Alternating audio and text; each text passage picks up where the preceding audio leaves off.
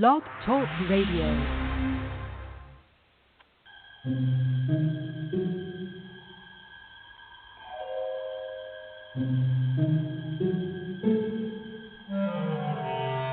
Archangels, ghosts, and Bigfoot, oh my. It's just another night for Supernatural Girls. Real stories, real answers to life's biggest supernatural mysteries. And now for another exciting interview with paranormal experts from this world and others. Here's your host, paranormal researcher Patricia Baker, on the one, the only, Supernatural Girls.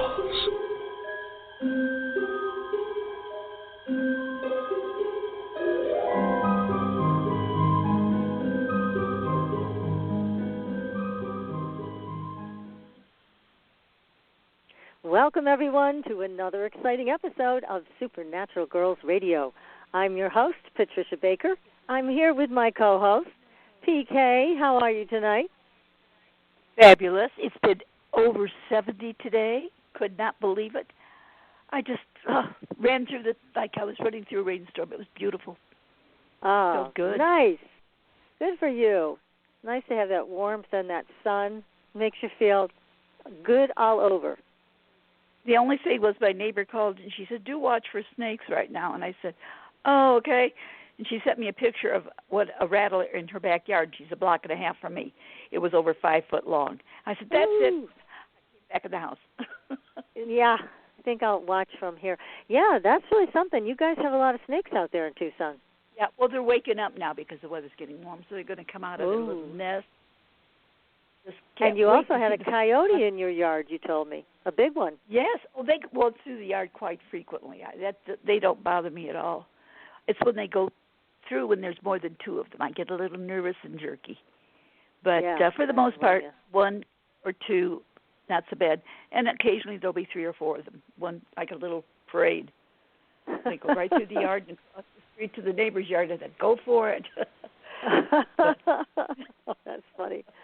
So tell us what's going on with the numbers. We've had quite tumultuous times here, obviously, and it kind of feels like even though we're a little bit past Mercury retrograde, that things are still a little upside down. So what's happening? Well, what I did today, I took a look at things and I thought, what's really going on? We are in a 5-year. And that's really it's the major, everything that's going on, whether it's daily or monthly, the 5 has the most effect on us. And that deals with change, day-to-day change. It also deals with a lot of energy. There's a lot of comings and goings with the retrograde just stopping. Everybody's starting to take a breath. And as you try to go forward, the changes, we're going to have to embrace them because they're so unexpected, because that's what change is. The unexpected. There's going to be some good change. There's going to be some rebellions going on. But also, if you talk about rebellions and all kinds of negative behavior, all we have to do is look at what's been going on in the world, and that would certainly get our attention. But the 5 deals with freedom, and it deals with embracing changes and becoming able to live with change. It also tends to make us accident-prone. And I was just taking a look at what happened with the situation with our favorite golfer, his car accident.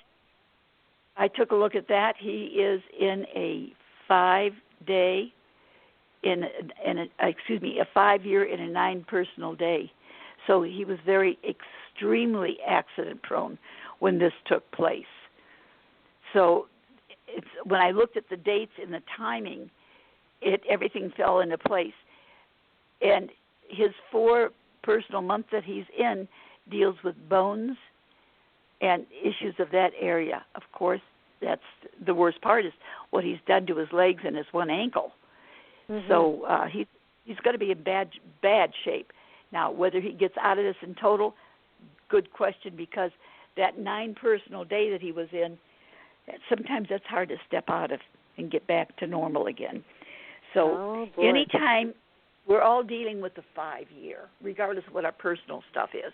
But 5 means we're going to try to do things in a hurry, and we need to be more flexible and adaptable to allowing things to change instead of fighting the changes. As soon as we start fighting the change, we set ourselves up for negativity. But the key thing going on deals with everybody has a great need for personal freedom. And boy, if you take a look at from trying to go to the bank, trying to go to the grocery store, or just trying to live a normal life right now, we're all looking for some type of personal freedom or to embrace the change that we've got going on. So that's kind of where we are right now. Well, that's really insightful, and we're happy to hear it because it gives us some direction in what we know we're getting into and what we have been into. So thank you, and PK, for sharing that. There is a luck factor that goes with the 5 as well, if used properly. So we've got some good things that are going to come from it. It's just don't try to outrun the situation. A little slower will save us all. Besides that, it'll keep you from getting a traffic ticket. Yeah, we don't want traffic tickets or accidents. So, yeah, that was quite a bad wreck that Tiger Woods was in. It was terrible. Oh, definitely. They had to use the jaws to get him out of it. That says a lot right there. And both legs were injured. In the one ankle, oh, my goodness. And he's just gotten over the surgery on his back. Oh, really? And so this is not good. No. Nope, I wouldn't think so, right? No, that's not good. Few prayers, to say the least. And we've had Texas going through it, and thank goodness it looks like they're on the other side of this now. So what a providing very, the roofs very up confrontive between the water experience. damages that have been going on. That seems to be the worst of everything, is the water damages. Really?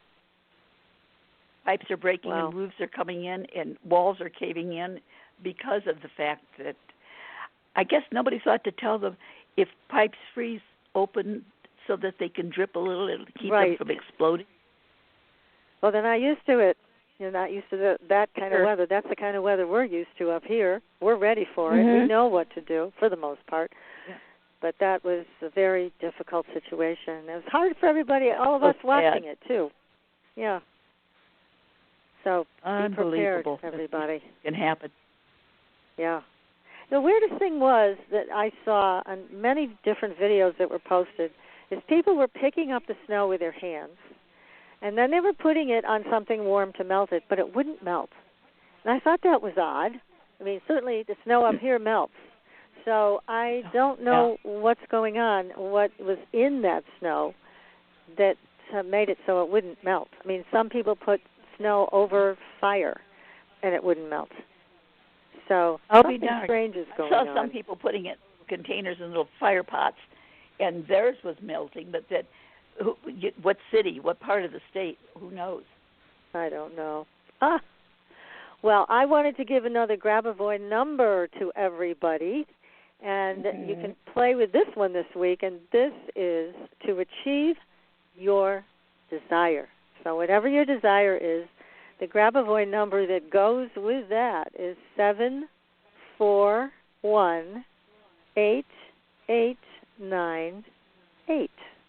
And again, that's 741-8898.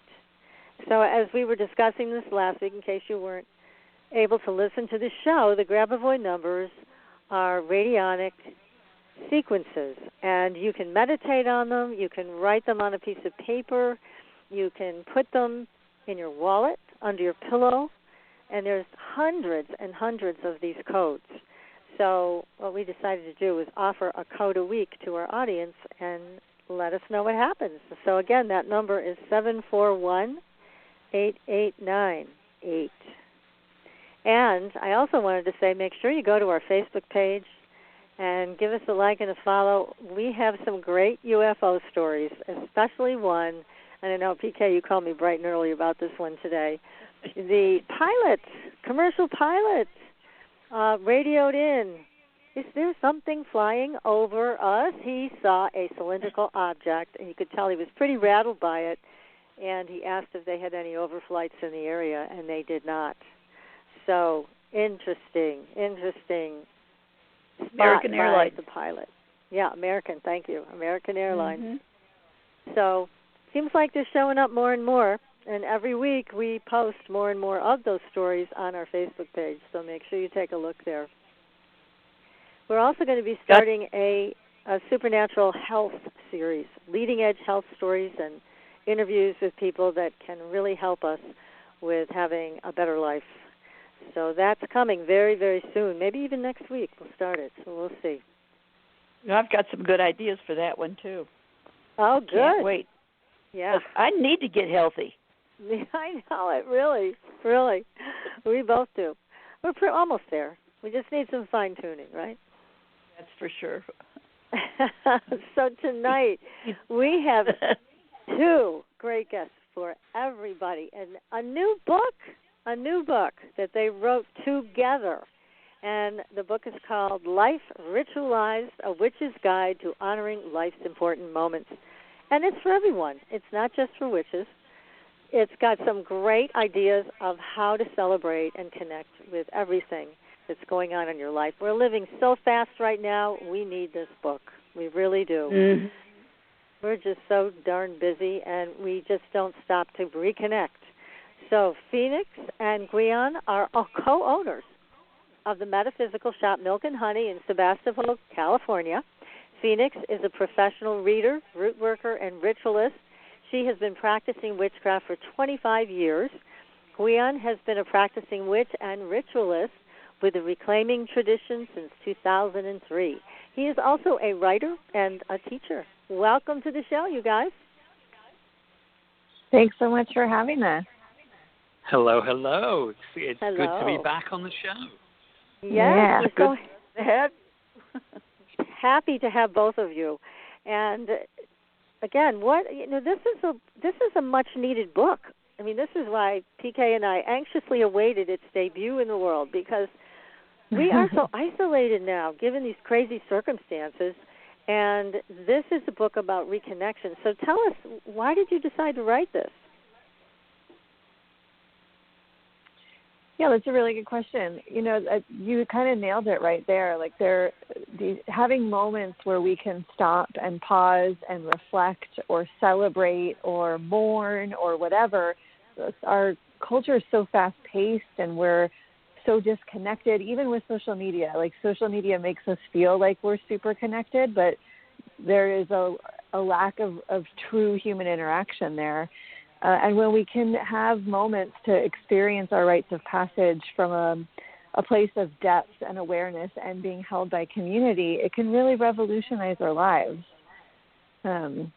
What more would you say about that, Gwion?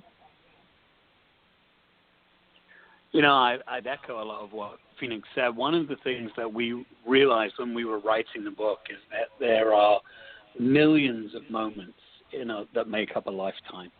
And so often we look back 3 years, 5 years, 50 years later and realize that time has flown by and we missed a critical moment.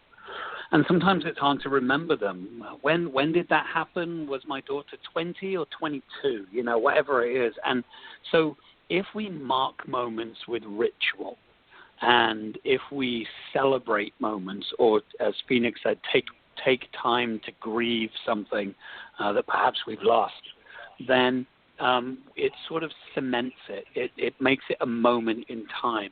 And if it is something that we want to remember fondly, by having that ritual, by having that place marker, we can tap back into it.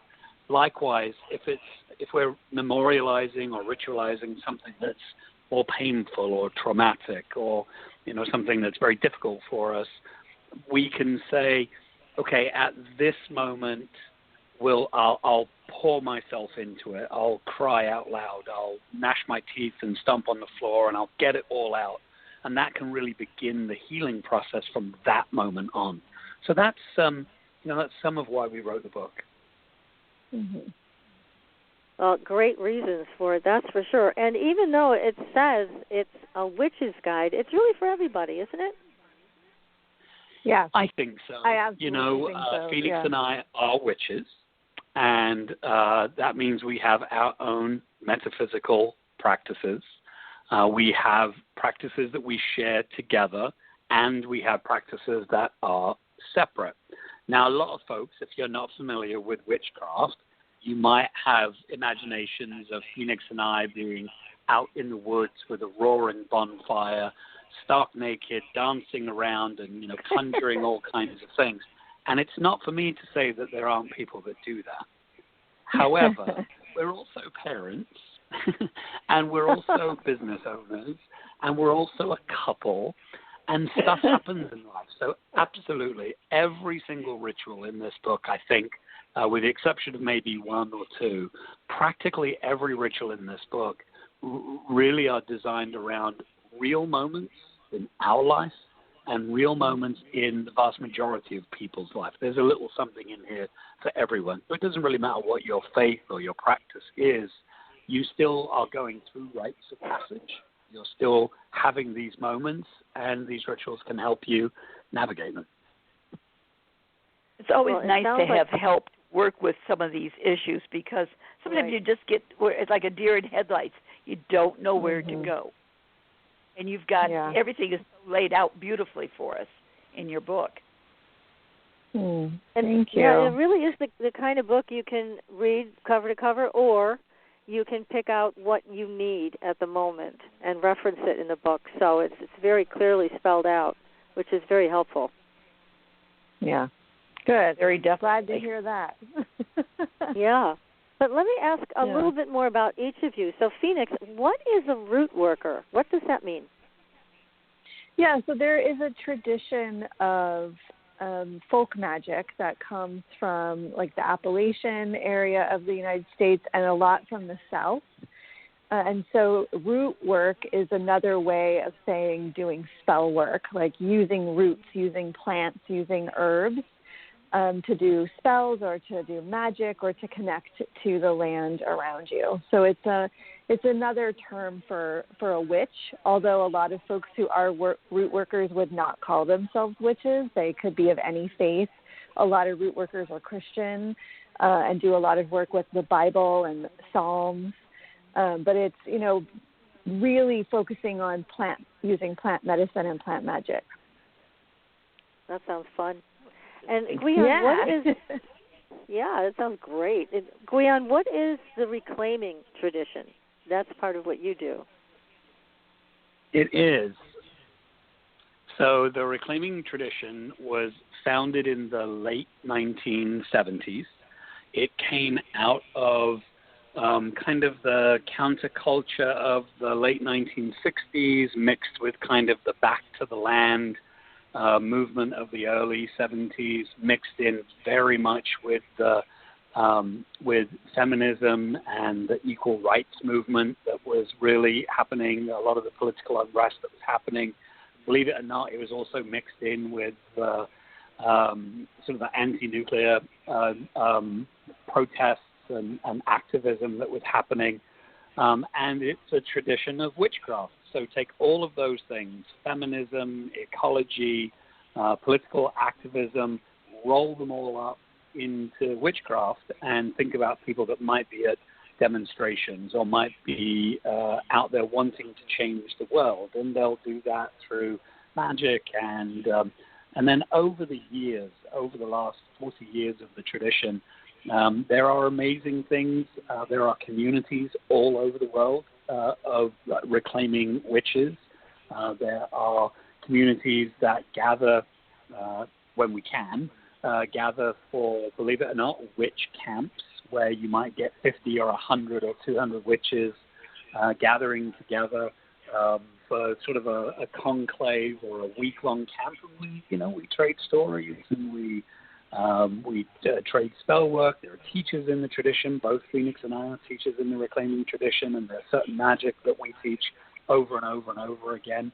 So it's just, imagine reclaiming might be like you have Lutherans and Baptists and Catholics and evangelicals and what have you. Reclaiming style of magic is sort of a denomination of witchcraft, if you will. Very cool. What cool. made you know that was the direction you wanted to go? Phoenix told me I had to do it. I believe that. Now, Phoenix, what made you decide where you were going to go? Well, I wasn't raised with any specific religious background, and when I was a teenager, I went through a series of events that really made me feel like I needed that, like that I was lacking something, and that religion would fill that. And so I started studying. I went, every friend that was even semi-religious, I would tag along to church services and catechism meetings and anything I could get my hands on. And none of it really fit. And then one day, this is the mid-'90s, I stumbled across a book in a bookstore. I think it was a Walden Books that doesn't exist anymore. And it was about witchcraft. And I read the book, and it felt like all the things I already believed and didn't know had names for or explanations for, it just fit. It fit like a glove. It felt like coming home. And that was kind of it. My mom thought it was a phase, and I read everything I could, and I found other people that were doing the same practices, and it's very close to 30 years later. So I just stumbled upon it when I decided I needed to find a religious path for myself. Well, that sounds wonderful to be able to search and to find. That's the best part. And I will tell you one thing just that goes along with that. So when Phoenix and I very first began dating, we both had, spiritual lives. That's probably part of what attracted us together, I think. But Phoenix, after a short amount of time, we'd been dating, and I said, "Can we do some magic?" And Phoenix said, "No." And I said, "What do you mean, no?" She goes, "That's too intimate." And by then, we had been intimate in other ways. And I was like, "What do you mean, that it's too intimate?" And she goes, "No, we're not ready to practice magic together. That takes commitment." And so it was several months, I think, later before we actually started doing magic together. And then Phoenix took me to a reclaiming ritual, actually. She didn't tell me anything about it. She just said, come to this ritual. And it was absolutely amazing. I came out of it. I had been ecstatic. I was confused. I was dumbfounded. I was overwhelmed in really good ways. And Phoenix asked me afterwards, she said, "What do you think?" And I said, "I have no idea what happened. I just know I want more of it."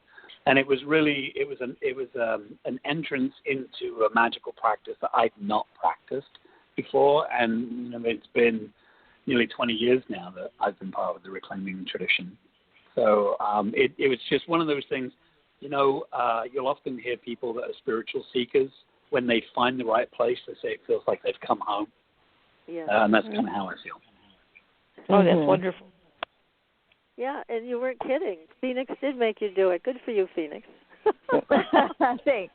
Yeah. That is true in so many facets of our life. That's great. So, what was writing the book together like? Well, that was an answer right there. Yeah, I've been joking that it was a challenge because for many reasons, but the biggest reason is that our artistic process, so to speak, is so different, like opposite ends of the spectrum different. I need background noise. Like I could have the TV on or music playing. I need like all of the things. I need a stack of books that I'm referencing. Like I need a little bit of chaos in order to be creative. And Gwion needs like perfect silence and the dishes to be done and the bathroom to be clean and everything to be just austere so he can focus on the project he's working on. So it was hard for us to work together. We did a lot of things separate and then would come together to meld or edit or whatever. But we just have very different approaches. Well, congratulations on making it through. You're still talking. I think that's wonderful. Yeah, that's the goal there. Yeah, still together. The good news was we both knew what we wanted to write. We were in the beginnings of the book started with a conversation in a car. We were driving somewhere, and we were just chatting, and we were talking about rituals and rites of passage, and thinking back over all of the rituals and rites of passage that we'd gone through in our own lives, both together and as parents, the rites our kids had gone through. And we thought, there are so many more rites of passage and so many more moments in our lives that we don't really acknowledge. We should write about it. So as different as our writing styles were, there was always the common goal. And interestingly enough, when we started to sort of put some meat on the bones of the table of contents, we started going through, and Phoenix would say, okay, I want to write about that one, and I want to write about this one. And I'd say, oh, I've got a story about this one. So we kind of divided the book up and then went back and melded bits and pieces. And there were some bits that I thought I was going to write that Phoenix wrote something for that was much better than what I had written, and kind of vice versa. So it was a really good collaborative process. Somebody asked us recently if we'd do it again, and I was just about to say yes, and Phoenix went, nope. Never say never, but it might be a while before we write together. No, that's valid. That's valid. Never that was say direct never. to the point, wasn't it, dear? Oh, that's great. Well, now let's go into some of the rituals that you offer for people. Some of these, again, we do rush through them, and we don't even make it a magical moment, like a driver's license, which most people in this day and age can't wait to get. So tell us how you ritualize something like that. Yeah, we sort of take it for granted getting a driver's license. It's just this thing that you do typically around the age of 16, but it's actually a really big deal. You're basically given permission to drive a dangerous weapon around and interact with other people driving dangerous weapons. And, I remember going through it as a teenager and how desperate I was, because it felt like the key to freedom, that I could be out on my own and choose what music to listen to and choose who got to be in the vehicle with me. And then when my daughter was going through it, how scary it was to give her that freedom and to lose a little bit more of her to that moment and to that shift and change. Plus, you have to study, you have to attend a school, you have to pass a test, you have to spend so many hours practicing. It's actually a really huge deal, and we just sort of gloss it over. But if we pause, like the whole point of this book, if we can pause and take a moment to acknowledge, like, wow, you completed this huge thing. You have stepped into a new realm. You're one step closer to adulthood.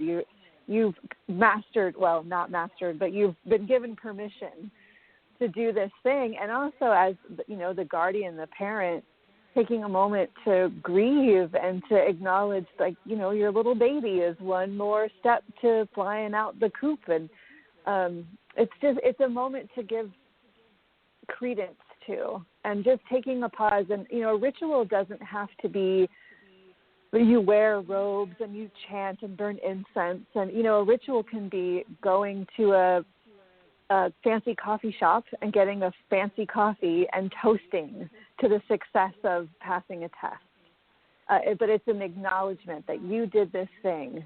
Congratulations, you completed this task. Good job. Well, that makes a lot of sense because, again, we've been in a culture for so long that is moving at warp speed, and it seems like we're being pushed into, okay, and now do the next thing, and now the next thing. And so taking a moment to acknowledge the success that you've just had in this major step in your life, I would think that helps to build confidence, too, especially for young people. Yeah. Yeah, I agree. We did some things with our youngest daughter, who's now about to be 19. Each one of our children, we have 3 children between us. We don't have any children together, but we have 3 children between us that we raised. And our eldest, he did not turn 16 and immediately say, I want to get a car and I want to drive it. It actually took him until he was almost 19. And he went into it really cautiously. Our middle daughter, she turned 15 and started counting down the minutes until she could get her driver's license. She scheduled the test. Like, I don't remember what the exact date was, but whatever the day was where she turned 15 and a half and she could get her permit, she had booked the appointment 3 weeks in advance of that. She showed up. She could not wait to get her driver's license. And for her, she was really clear. For her, it was about freedom. Not that she had a very restrictive life, but it was one more step for her to being her own person, as Phoenix said.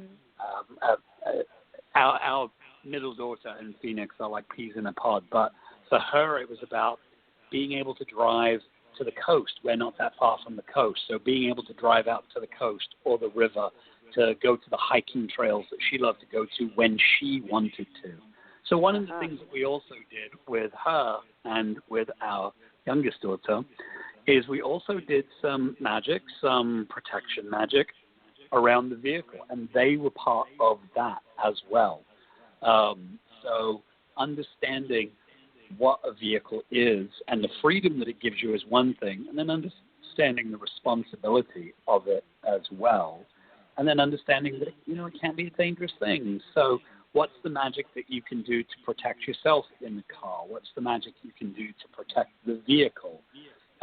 Phoenix, you should tell the story how you did an invisibility spell on a car and how that backfired terribly. Yeah. What happened? Yeah, it was a black car as well. Like, that feels like an important thing to name in this story. But we were young, and I did a little cloak of invisibility around the car because we were probably not making the smartest of choices, and our registration was expired, and we were driving a little faster than we should have been, and I was really nervous about getting pulled over or getting a ticket.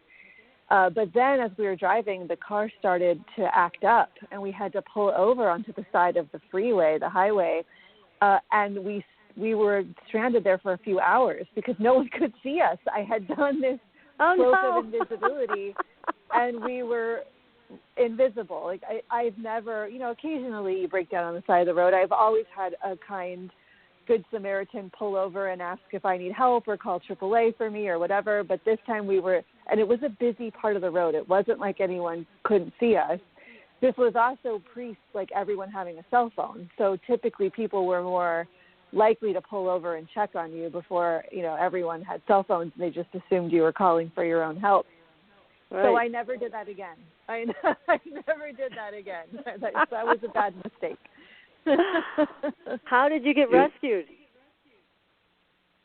It took several hours, and then, funnily enough, a police officer drove by and pulled over and gave us a ride home in the back of the police car. Oh, wow. Yeah. I'm sure the family was happy to see you step out of the car. Yeah.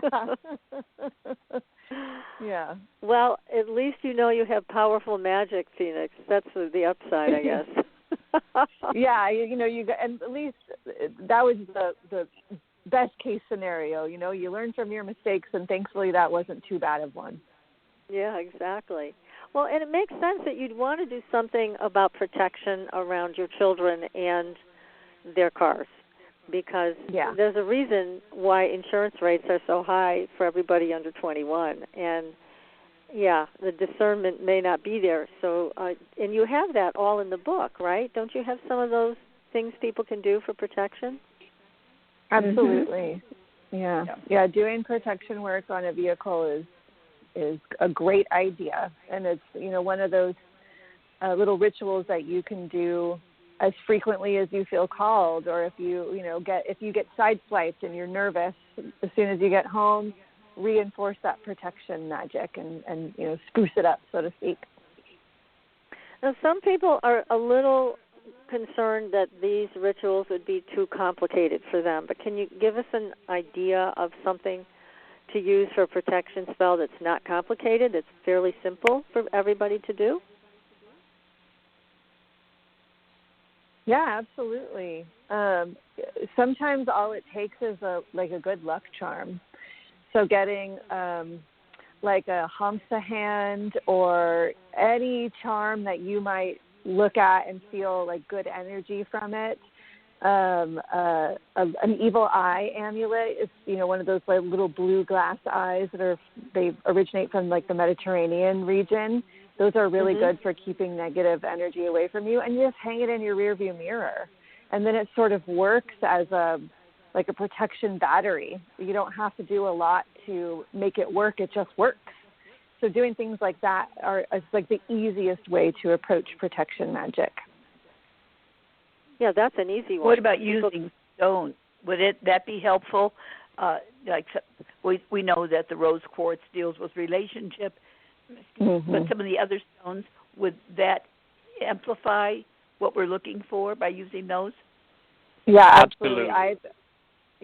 Go ahead, Gwion. Sorry. I was going to say, so if you were to look in either of our vehicles, you'll see black tourmaline is very common. So that is a stone that you could certainly put in a car. Phoenix gave me years and years ago. I used to travel a great deal for business when we first met, and I still travel a lot, not so much in the last year, but typically travel a lot. And Phoenix gave me a bloodstone. It is a good protection stone for traveling. So you could put bloodstone, for instance, in your car. And it's literally as simple as saying, I've got this piece of stone. It is aligned with protection. May this stone's energies extend around this vehicle. It can be that simple. If there are herbs that that are associated with protection, you can, while the car is in the driveway, if you're getting ready to go on a long trip or a trip that might be a little bit dodgy because maybe it's icy out or what have you, you can walk around the car, typically in a clockwise direction, burning whatever those herbs might be before you go on a long journey. And then, there's some really practical things. We talk about this a little bit, but, get an oil change. Make sure the tires are pumped up to the right levels. Make sure you've got jumper cables. Like, there are some really real-world practical things that you can do to help protect yourself and incorporate herbs, incorporate stones, incorporate talismans like Lucky Rabbit's Foot or Hamster Hands or Hands Miriam or Evil Eye amulets, things like that. Well, it makes sense because also in your book you talk a lot about how to integrate your spells and your spiritual connection with your everyday life, because we tend to separate them. At least in this culture we do. Yeah.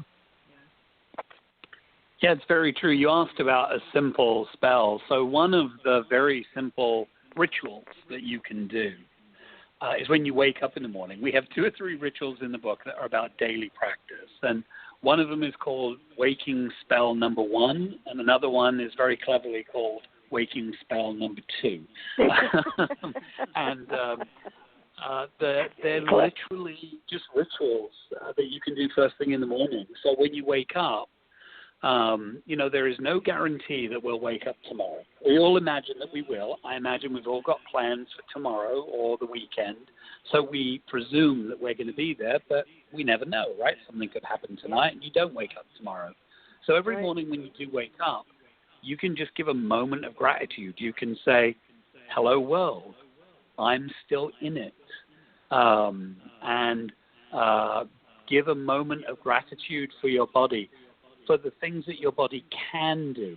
I can stand today. I can wash my teeth. I can go for a walk with the dog. These are all things that I can do, and I'm going to celebrate those things. And then take a few deep breaths and know that no matter what happens during that day, if things get a little bit wonky, crazy, erratic, you can always take those few breaths and come back to that moment when you were laying in bed, first awake, first grateful, snuggled down.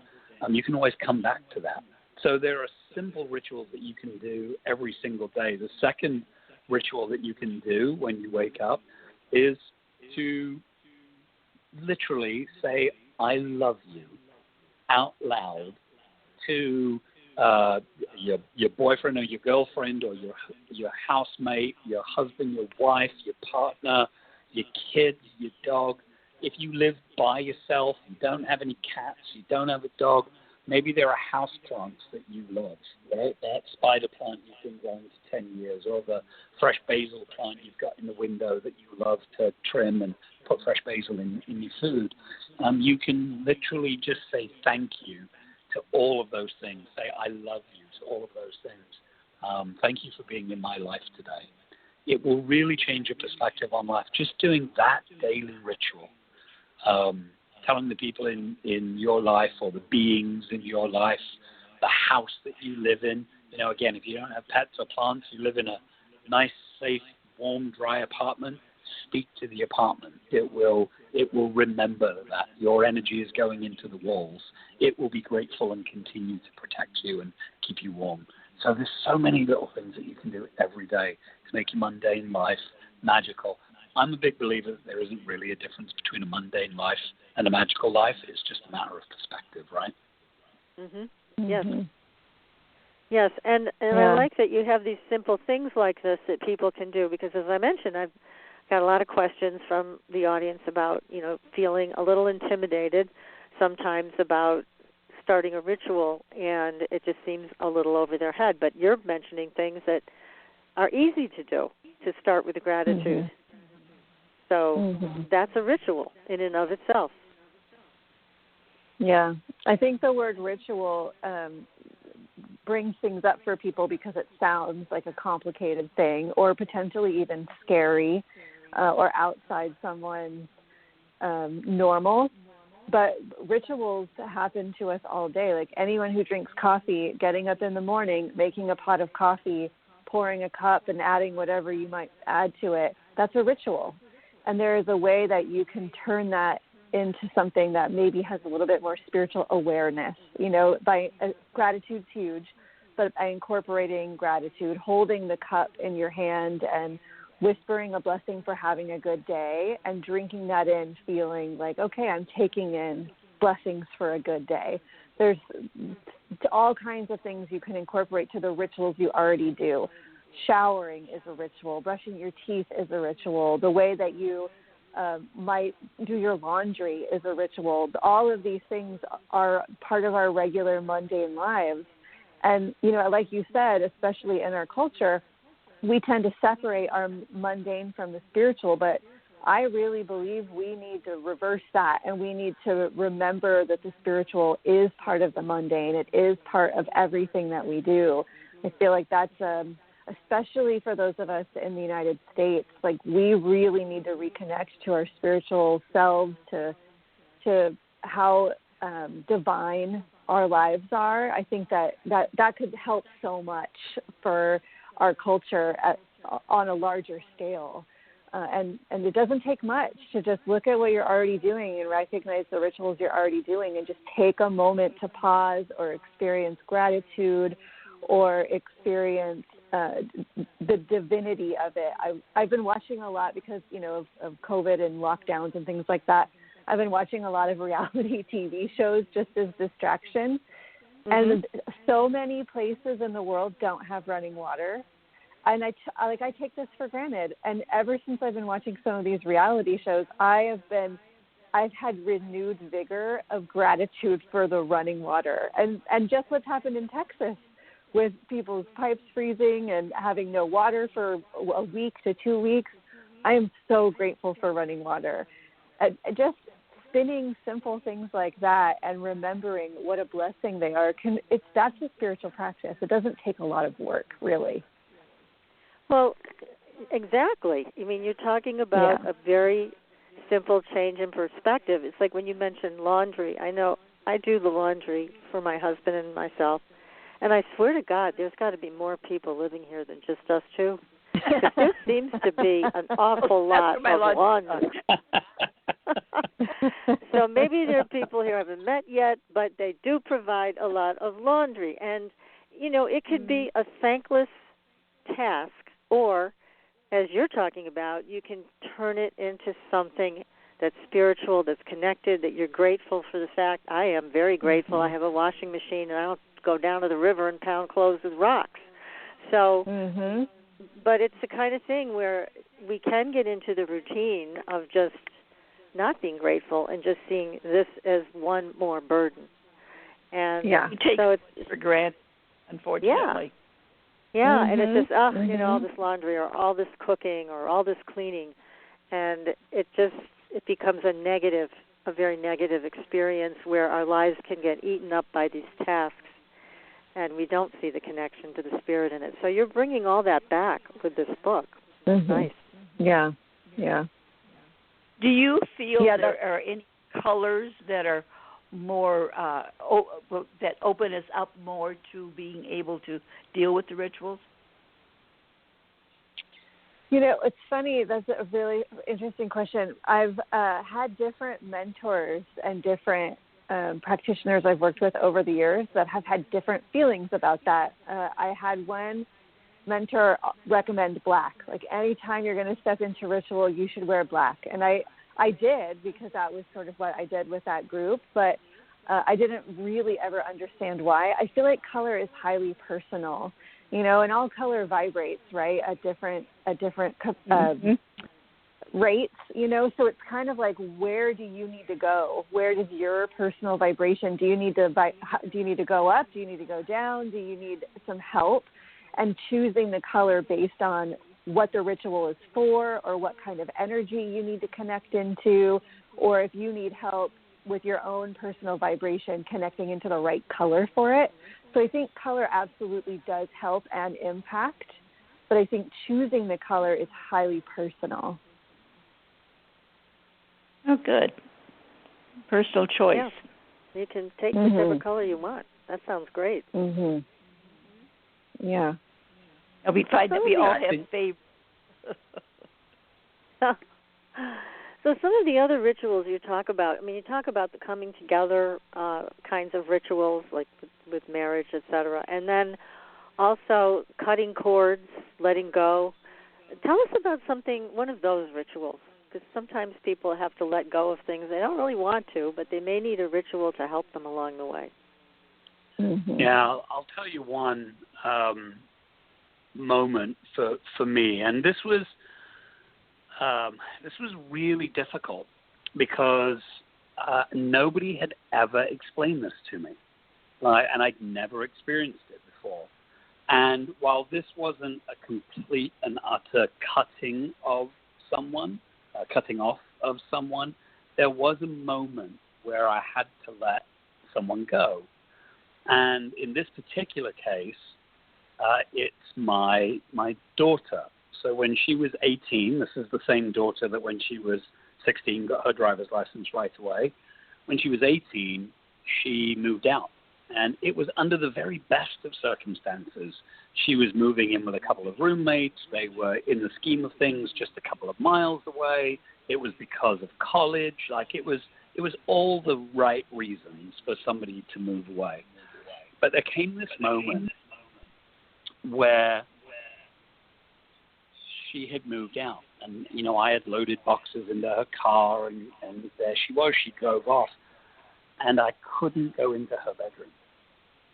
And the first week went by, and it was evident that she was quite happy where she was, and things were going to work out. She didn't get homesick and all of a sudden realized she wanted to move back. She was quite happy, and she thrived in that environment for years. And I was left with this empty room. And this empty room had been the place where she had told me about her first heartbreak. It was the room where I had heard her laughing and giggling on the phone with her girlfriends. It's the room that she had roses pinned to the wall from proms and other events that she'd been to. There were photographs of our family in Disneyland. This room was full of her life. And then there's nothing in it. It was 4 walls with a lot of, push pin holes in it.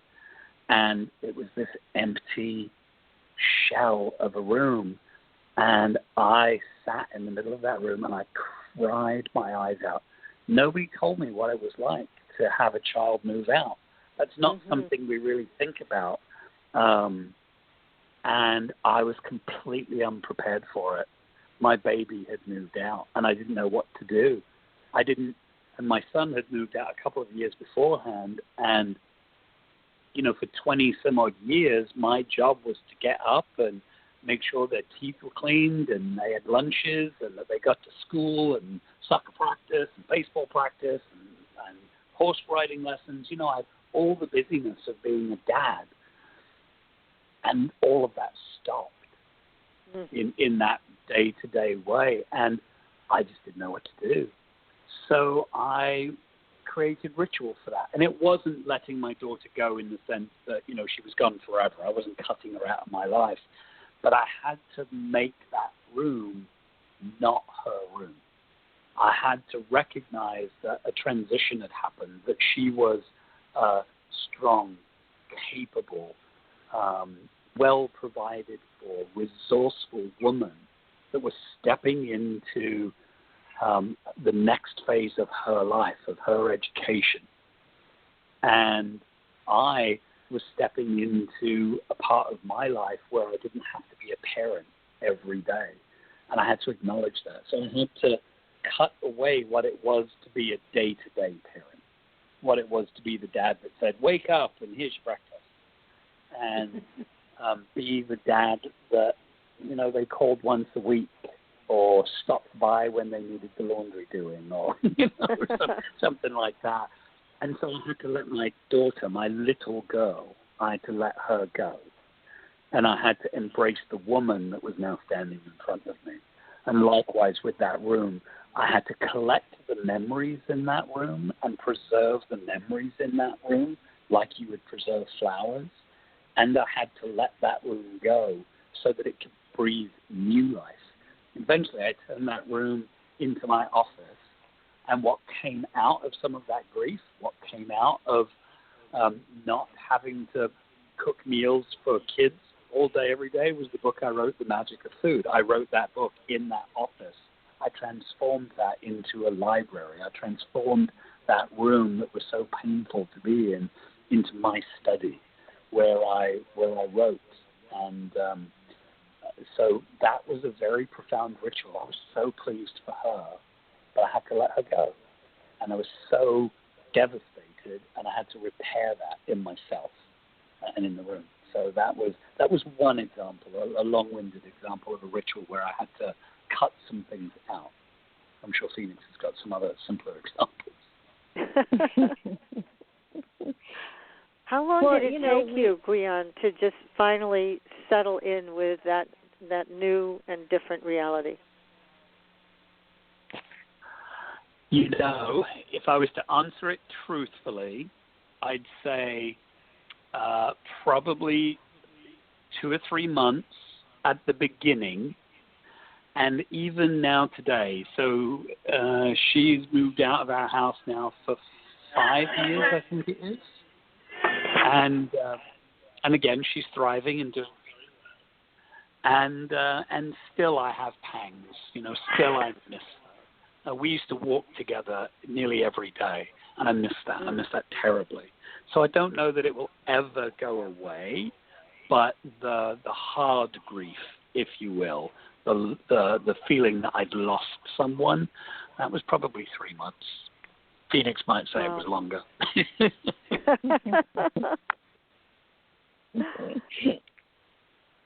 Well, those are trying moments. I'm not a parent myself, but it's I have friends, and I know it's the empty nest syndrome is very tough, and especially when you've been a very involved parent, as you both, I'm sure, have been. It's when you're involved in their lives the way you've been involved, and all of a sudden they're ready to fly out of the nest. That's a tough one. Mhm. Yeah. And how has it been for you, Phoenix, with that? It's been a different experience for me because our 2 older kids are my stepkids. So it's not that, that changes anything that much because they were with us full time for most of their lives.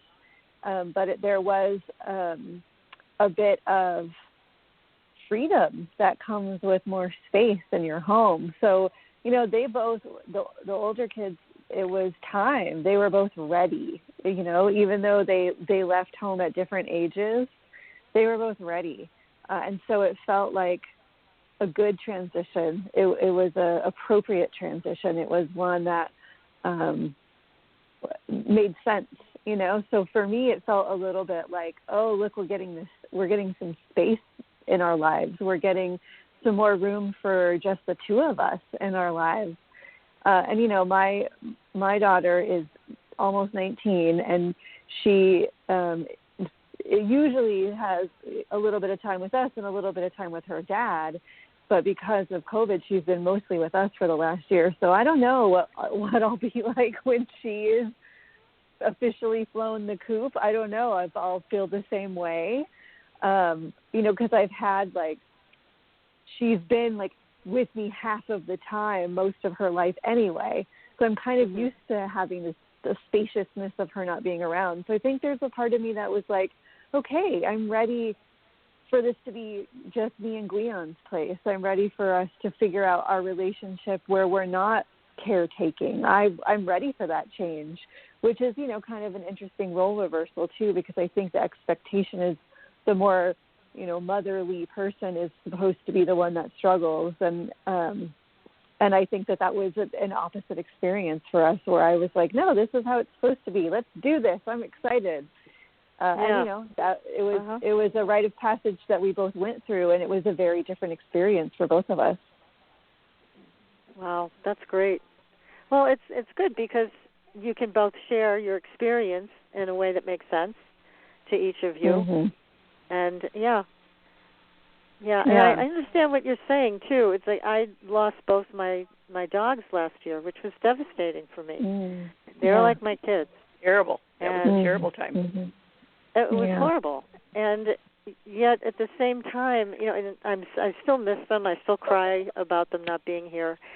And I also experience this freedom that I can leave the house without worrying about them. Yeah, I totally get that. Yeah, so and you know, it's funny, we talk about that in the book. There's some rituals in there for when we lose a four-legged or a two-legged or a winged companion, right? So, you know, we've lost pets over the years, and we've been at that point where we've had to make that terrible decision, you know, that it's time to go, and there's all the guilt about, you know, taking a life, and yet it's, you know, it's the most humane thing to do in that moment if they're getting to the point where they're suffering or struggling. Who wants that, right?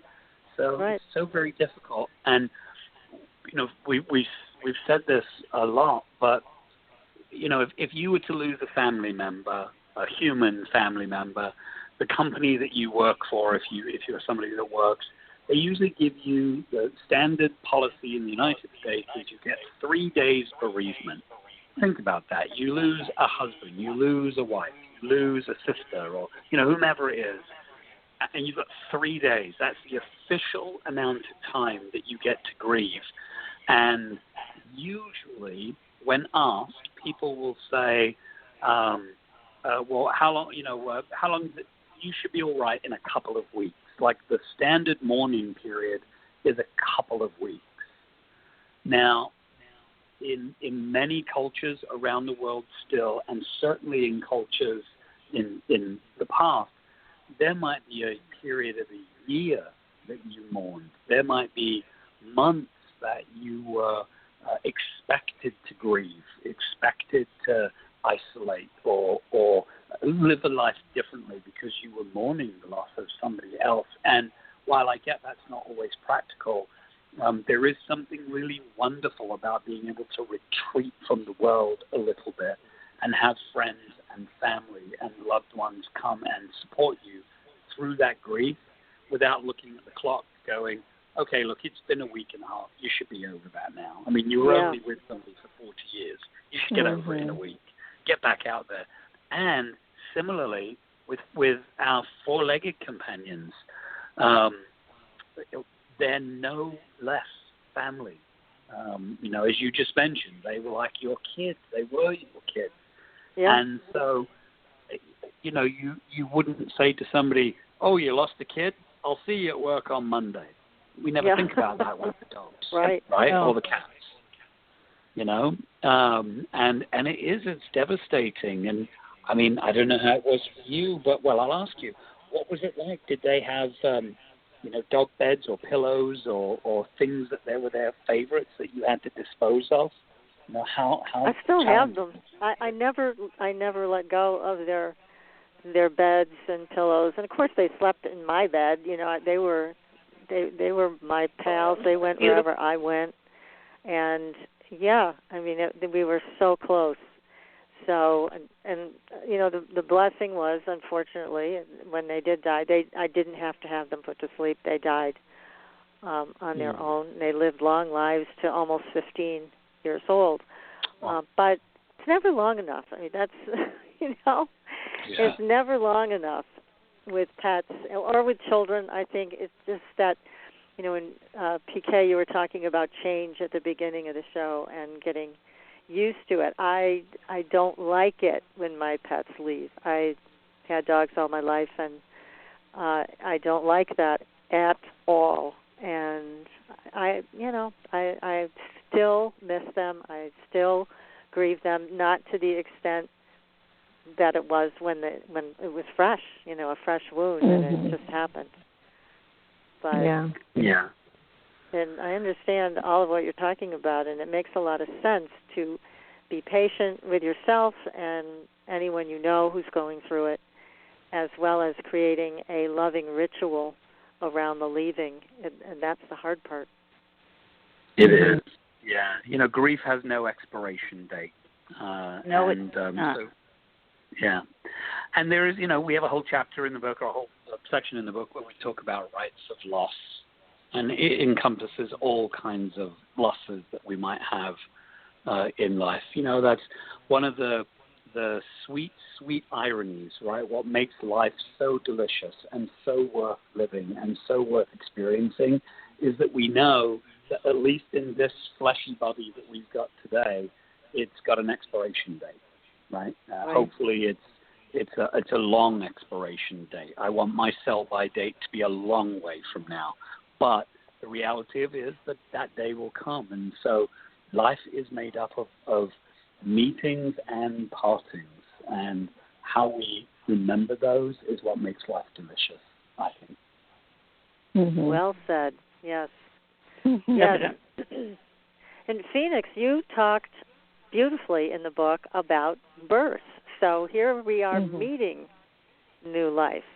And in our culture, we do have the traditional stuff, baby showers, things like that. But there are other rituals and ways to approach this. So share some of that with us.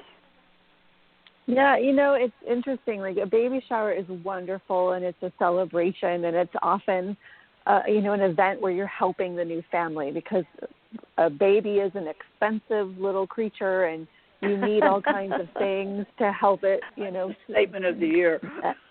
Right? And so, the baby shower serves two purposes. It's to celebrate the new family, and it's to help give them things so the financial burden is not too much, Plus, buying baby clothes is fun and cute and all that fun stuff. But there is a huge thing that a woman or a person giving birth is going through, and it's a transition for your body. It can be scary. It can be an invasive medical procedure, depending on the situation that you find yourself in when you are pregnant. And so there is a lot of fear. There can be a lot of fear.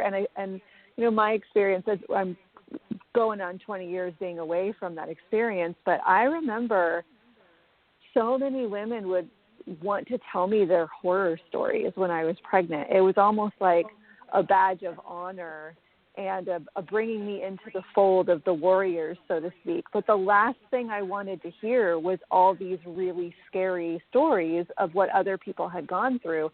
I was really invested on having the smoothest, easiest process that I could have, and I had to shut a lot of that stuff out. Sometimes it felt like that was going to weigh me down and make me lost from the experience that I wanted to have. So, you're giving birth to a human, a new being is coming into the world, and that is a rite of passage for that being. But also, you're going through the rite of passage, the person giving birth, of bringing new life in and experiencing the physicality of that, whatever that looks like, whether that ends up being having medical intervention or a C-section or whatever, no matter what, you are experiencing the physicality of that, and that's an intense experience. But there's also potentially a partner who is there, and grandparents perhaps, or aunts and uncles or other siblings, and they're all experiencing that rite of passage as well from their own unique perspective. So we celebrate like the baby shower and the buying the cute clothes and getting extra packages of diapers. But for me, what was most impactful was I had a very small gathering, specifically with people who had given birth in the past.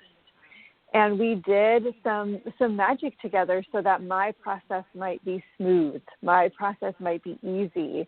So we said prayers and blessings for any medical staff to know the right thing to do and to be able to help with whatever my needs were and to the best of their abilities in that moment. And that brought a lot of comfort for me.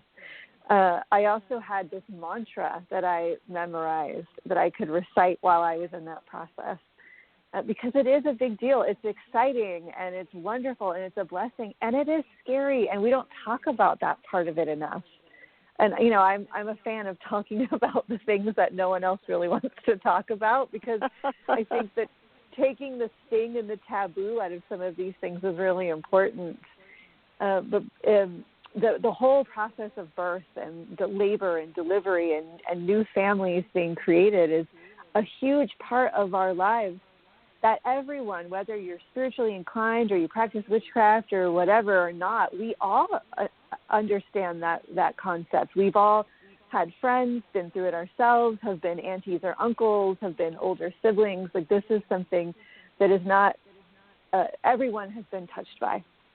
And so making space for that to be a restorative process and to get through some of the things that can be scary and to offer blessings on that process is really excellent. I'm actually helping plan a blessing for my friend who's going to be having a baby very soon. It's just in a couple of weeks. So we've been trying to navigate having a shower and a baby blessing over Zoom, and how can we make that work to do that, all of that online, So even with the world as it currently is, we can still be doing those rituals, That's a great point. A very excellent point. People need to remember that. Yeah, because that does help to break down the isolation when you can get together on Zoom or Skype or whatever. And you can. That's true. It's wonderful. Yeah.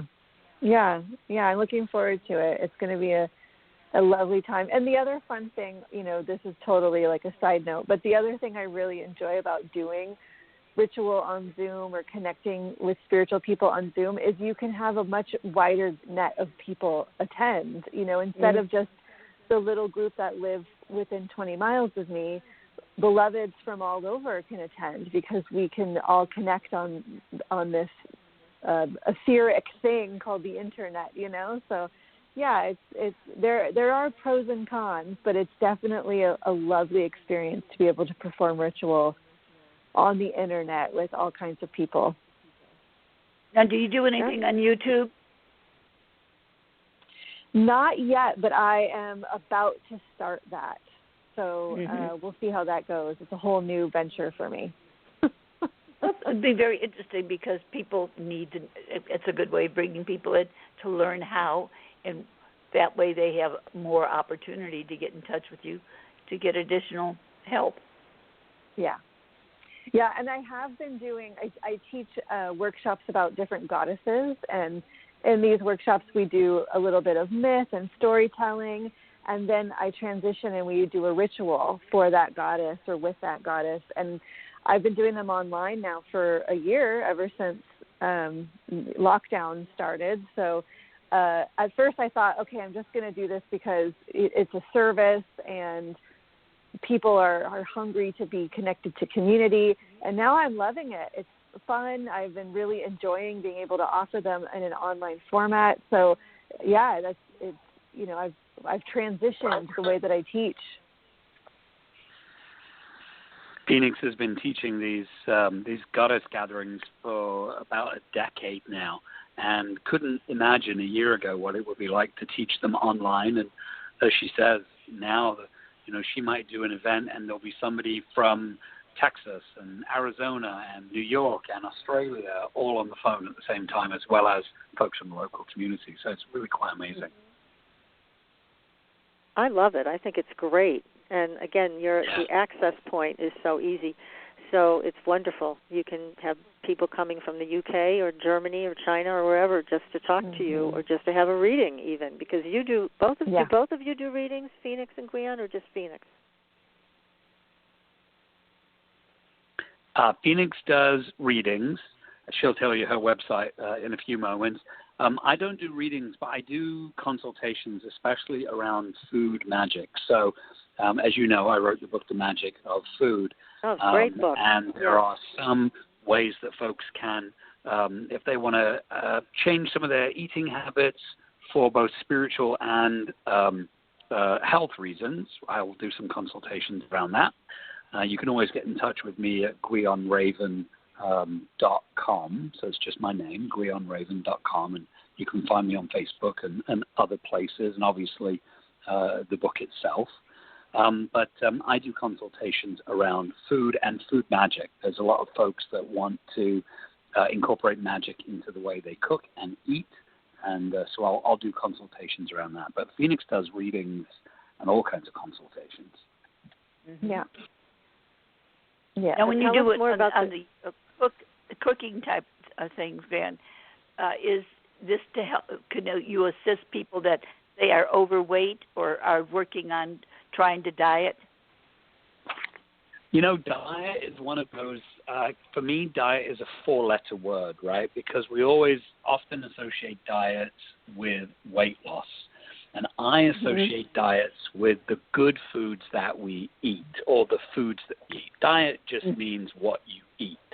So I think if you can eat consciously, if you're aware of what you're eating, why you're eating it, how you're eating it, then you will have a healthier relationship with food. And sometimes with a healthier relationship with food comes a healthier relationship with your body. And it may well be that you lose weight. It may well be that you become more active, but it may just be that you come at peace with the body that you have right now, not the body that you had when you were 20, not the body you imagine you'll have when you're 25 or 55, but the body that you inhabit right now. So, yeah, things like weight loss can happen. For me, that's never the goal. It's what's your relationship to food? What's your relationship to the way you cook and prepare food, or eat food if you're not cooking and preparing it? And why do you find that you're eating? There's nothing wrong with being sad and eating 4 bags of potato chips. Probably not a great thing to do all day, every day. But if you're grieving, go with it. Revel in it. Eat the Haagen-Dazs. Whatever it is that you do, if that's what soothes you and it enables you to get through grief, for instance, it's fine. Now, should you eat 5 pints of ice cream every day for the next 5 years? Probably not. So there are some constructive things that we can talk about when it comes to food about, again, what's your relationship with food? Are you self-soothing? When does that become a crutch versus a helpful technique? So things like that.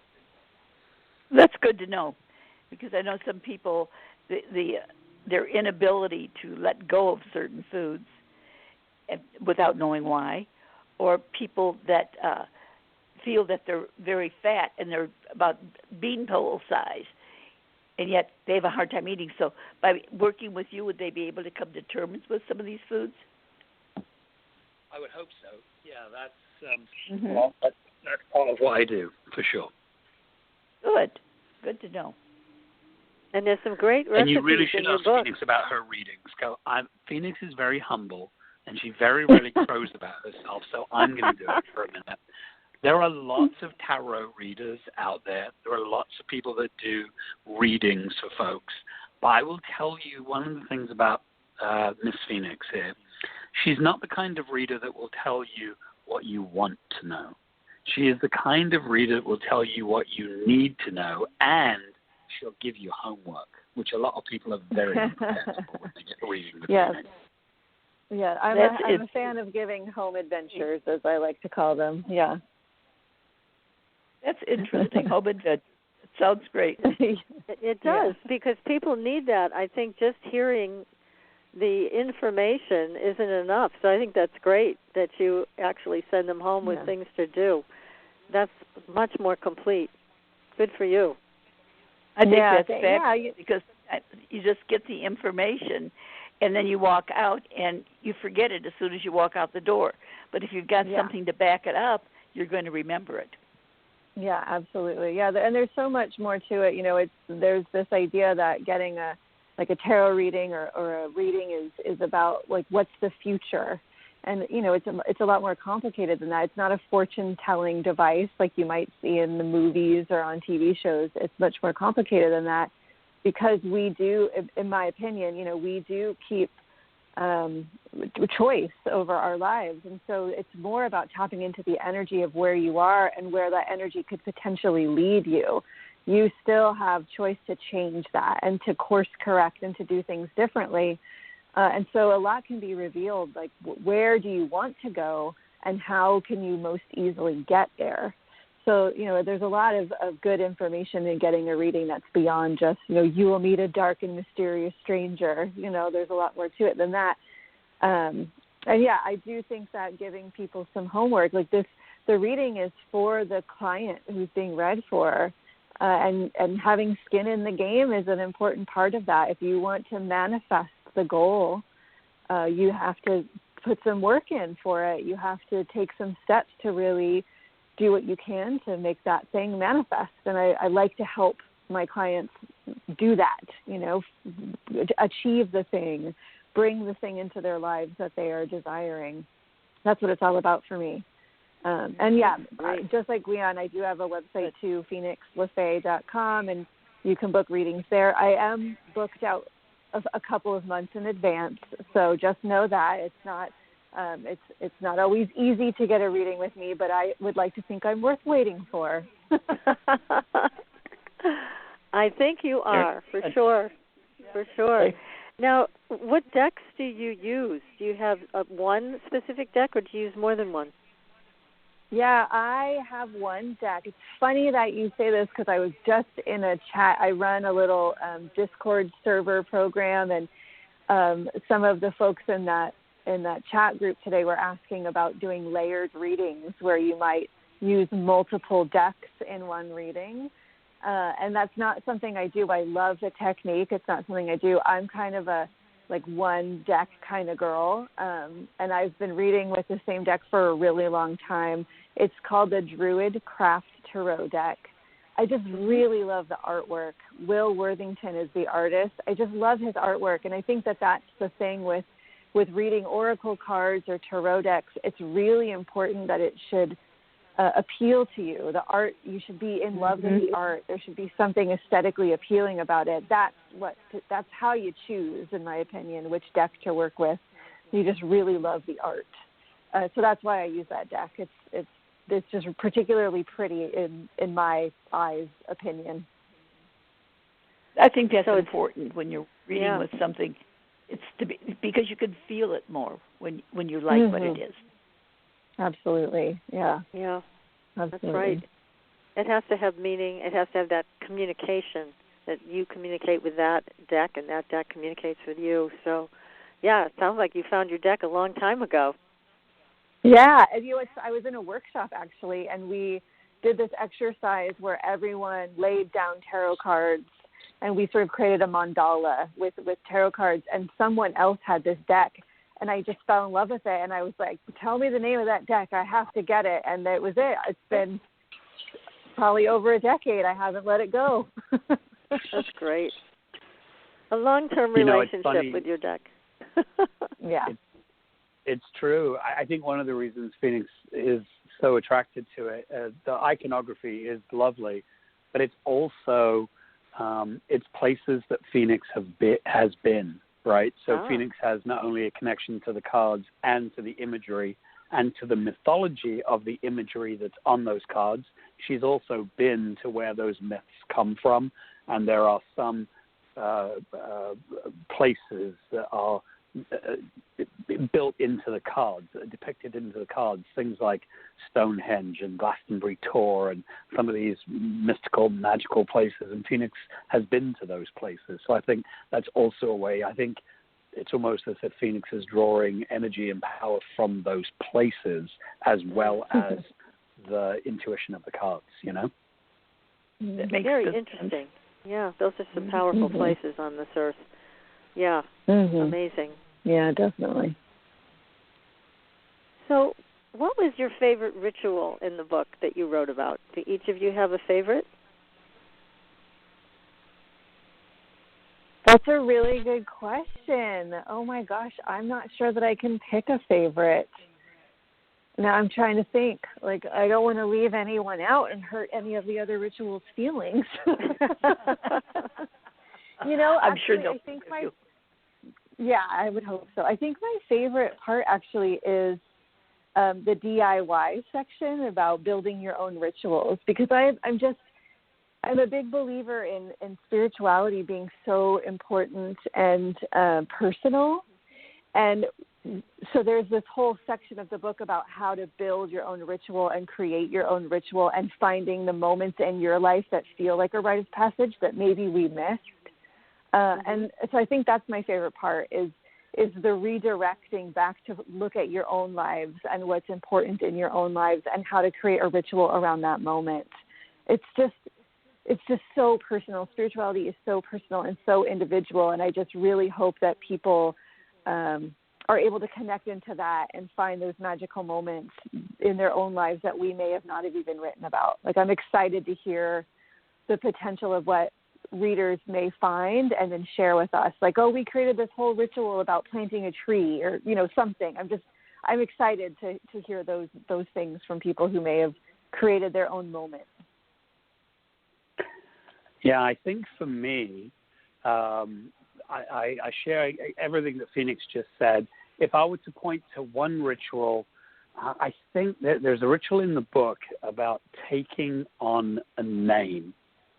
And I find that to be particularly powerful, and I love that process. So, you know, if you think about it, in most cases, when you're born, your parents say, your name is Susie, or your name is Robert, and that's it. For the rest of your life, you're Robert. Maybe you're Bobby, or, you know, whatever, but you get the idea. And traditionally, in many cultures around the world, that isn't true. You might be given a name at birth that reflects what was happening in the time that you were born, and then at some point you get to take on another name. And some people that join religious orders, you know, they change their names, or if they take a spiritual path, they change their names. And I think there are lots of folks today that have reasons to change their name. It's very common for folks that transgender. This is something we're seeing more and more and more. They were given a birth name and it just doesn't fit them, or it never did fit them, and so they've remade their lives, and so they remake their name. If you think about it, when people get married and potentially divorced, they often change their name or hyphenate their name. And I think it's so powerful to choose what you want to be called in the world. I think it's so powerful for you to say, this name represents me. This is who I am.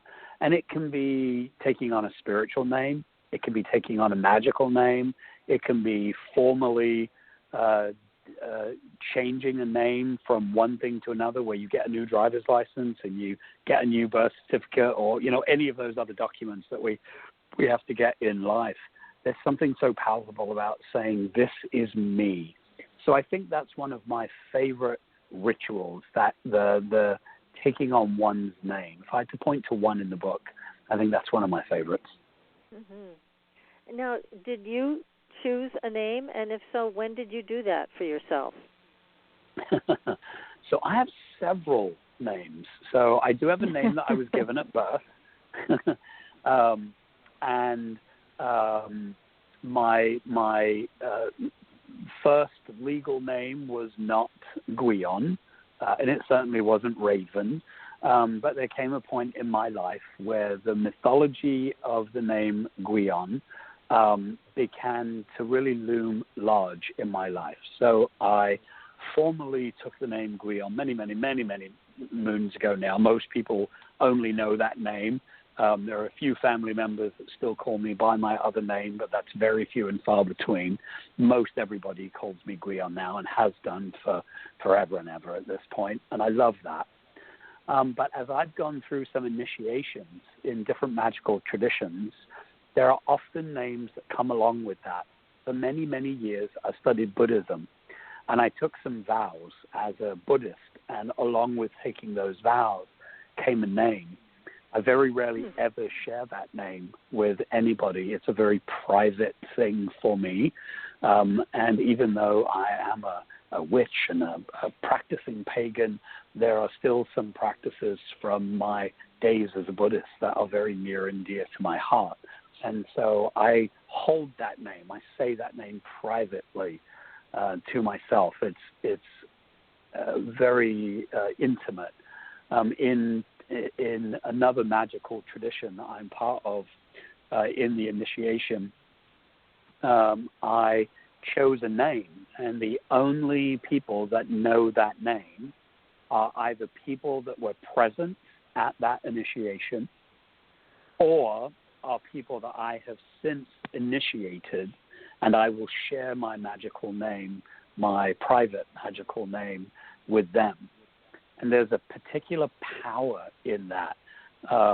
We only call each other by those names, those magical names, in typically initiation places. We only share those most intimate details. But if I need to call on one of those witches through the astral, I don't call out the Phoenix, for instance. I would call out the Phoenix's magical name. And I can feel those people next to me. Some of those people have passed on now, some of those folks that I know very intimately, and I know their magical names, and I'll call their magical names. So, yeah, it was a very conscious decision to take on a magical name. It was a very conscious decision to have 2 or 3 other magical names that nobody else knows and are only used in certain magical situations. So I love having many names. Phoenix has about 300 names. That's not true.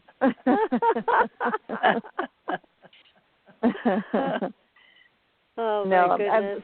Phoenix also was not the name I was given at birth. I don't even know how long it's been now that I've been going by Phoenix, but it was a series of introspection and meditation and study, and for me to finally decide to change my name to Phoenix. And much like Gwion said, I have different names from different situations that I've been in, or I've gone through experiences where I felt like Phoenix wasn't who was going through that experience. It was a whole other name. So instead of changing my name, which is difficult and hard for other people to be like, oh, no, I'm not Phoenix anymore, I'm now this, and every week I have a new name, I just keep adding to my name. So I do have 8 names, but of course nobody knows those names but me. It's not a big deal. It's fine that people call me Phoenix, or that, family members who still use the name I was given at birth, which is also fine for me. But those names all have meaning for me.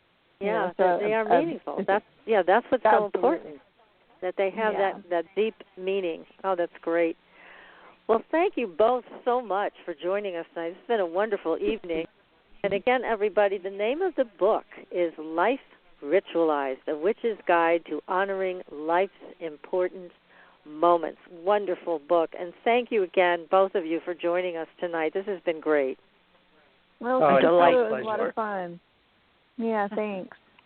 All right. Well, we're on to our next show next week, everybody. And until then, we'll see you on the Blue Highway. Good night, everyone. Good night. Thanks for listening. Tune in next week for another radio adventure with Supernatural.